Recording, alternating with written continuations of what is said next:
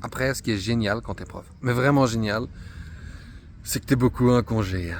Ah, ça c'est top. Hein. T'as des congés partout. Hein. Seul truc, c'est pas toi qui choisis.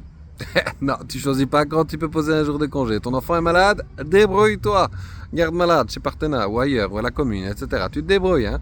Parce que tu peux pas prendre un jour off, un jour où tu as besoin d'un jour off. Hein, tu as droit à 4 jours d'absence pour la maladie de ton enfant et il faut un mot du docteur pour dire que tu es nécessaire et indispensable à la maison. Tu as droit à un jour peut-être si tu dois enterrer un proche. Ton père, ta mère, ton conjoint. Un jour ou deux peut-être, max. C'est tout. Ouais, t'as quand même droit au congé de naissance hein, quand t'as donné vie.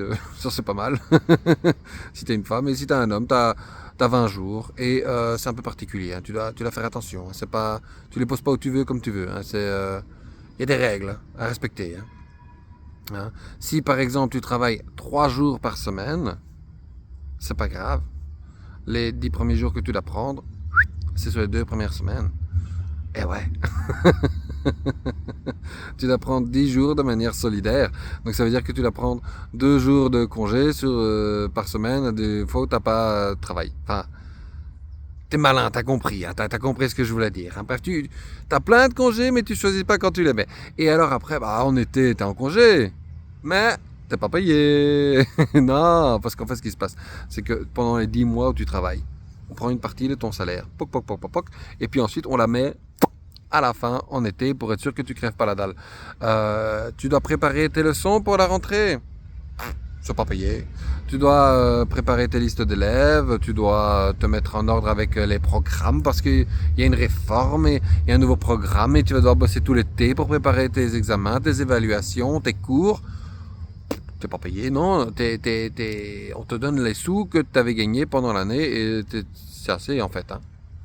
Donc voilà. Et puis t'as à chaque fois maintenant 2 semaines hein, parce qu'ils ont fait une réforme et donc maintenant c'est des congés de 2 semaines à chaque fois. Hein. Honnêtement, crois-moi, hein, t'en as besoin. Parce que quand t'es comme ça enfermé avec les élèves pendant 7 semaines, 8 semaines d'affilée, t'as besoin. T'as vraiment besoin de ces 2 semaines-là pour respirer et te remettre au travail, terminer tes corrections, terminer tes préparations, terminer tout ça. Hein, bah oui. Hein. Donc en fait, les semaines de congé que tu choisis pas quand tu les poses, tu bosses. Tu bosses aussi le week-end.